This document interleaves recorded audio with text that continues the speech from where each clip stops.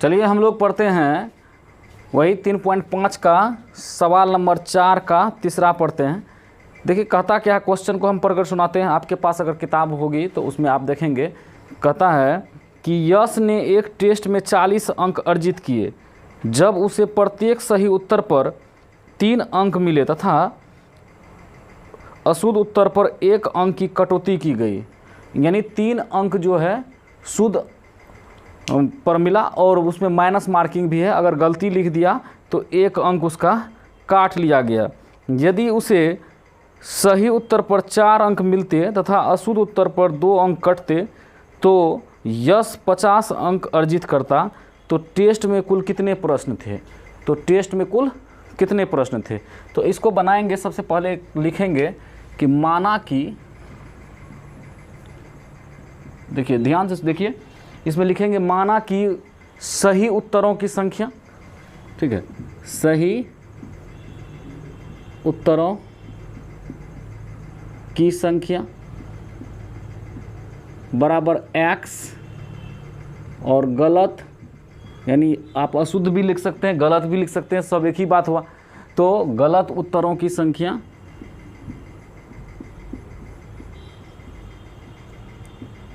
बराबर y। तो प्रश्न से कहता है कि उसे 3 अंक मिले, यानी 3x शुद्ध उत्तर के लिए, और उसमें से कट गया कितना? तो 1 नंबर कट जाता है प्रत्येक गलती पर। तो 1y बराबर 40। तो इसको यही करना था, 3x minus y is equal to 40। ये समीकरण पहला हुआ। तो हमको करना क्या है कि ये समीकरण निकाल लिए। देखिए यश जो है कि 3 अंक उसका कट जाता है और 1 अंक जो है 3 अंक उसको मिल जाता है और प्रत्येक अशुद्ध पर 1 अंक कट जाता है। इसीलिए शुद्ध उत्तर में से अशुद्ध उत्तर को घटा दिए तो टोटल कितना? 40 अंक उसको प्राप्त हुआ। और पुनः कहता है कि अगर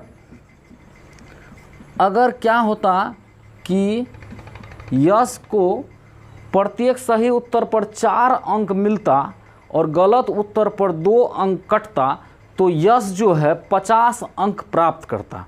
यश कितना अंक प्राप्त करता? 50 अंक प्राप्त करता। तो इसको हम समझते हैं। देखिए कैसे। तो 4x, ठीक है, 4 गुना सही उत्तर की संख्या x है और अशुद्ध 2 गुना y, तो कितना? 50 अंक प्राप्त करता। 4 और 2 ये दोनों में से क्या कीजिए कि 2 कॉमन ले लेते हैं। 2 into 2x minus Y is equal to 50। 2 को उधर भेज देते हैं, 50/2 इधर गुना में था, इधर भाग में, यानी 25। तो 2x माइनस वाई बराबर 25। ये समीकरण दूसरा हो गया। समीकरण निकाल लिए हम 1 और 2। अब हम क्या करेंगे, इसको हम विलोपन विधि से हल करेंगे। यहाँ पर देखिए ध्यान दीजिए, 3.5 में ये नहीं कहा गया 4 नंबर में कि आप इस समस्या को सिर्फ वज्र गुणन विधि से हल करो। बोला कोई भी विधि से आप हल करो, ठीक है। तो हम वज्र गुणन विधि के बजाय विलोपन विधि से हम हल करते हैं। तो समीकरण 1 तथा 2 से, तो समीकरण 1 क्या है? तो समीकरण 1 है 3x minus Y is equal to 40 और समीकरण 2 है 2x minus Y is equal to 25। यहाँ माइनस हो जाएगा, यहाँ प्लस हो जाएगा, चिन्ह का परिवर्तन होता है, आप लोग जानते ही होंगे। तो ये y कट गया, यहाँ बचा क्या? x बराबर 40 में से 25 गया तो 15 बचा।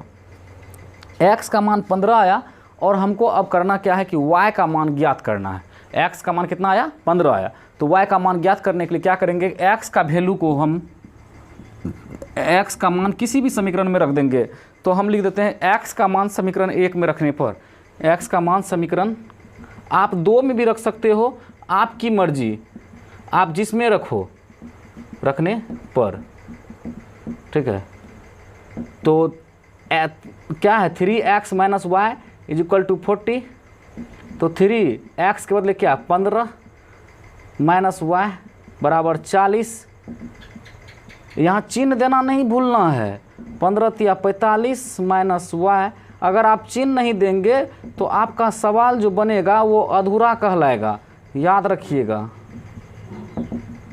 यहाँ -5 आया, ये माइनस माइनस कट गया, तो बोला कि टोटल कितना प्रश्न था, तो सही उत्तरों की संख्या 15 आया, x बराबर 15, और गलत उत्तरों की संख्या y बराबर 5 आया। तो हमको टोटल कितना प्रश्न था, तो प्रश्नों की संख्या हम ज्ञात करेंगे। तो प्रश्नों की संख्या बराबर 15 + 5 यानी 20 प्रश्न था। कितना प्रश्न था? 20 प्रश्न था। इसी चीज़ को ज्ञात करना था। यश के टेस्ट में 20 प्रश्न था, जिसमें से 15 प्रश्न का उत्तर सही और 5 प्रश्न का उत्तर गलत था। तो टोटल 20 प्रश्न था।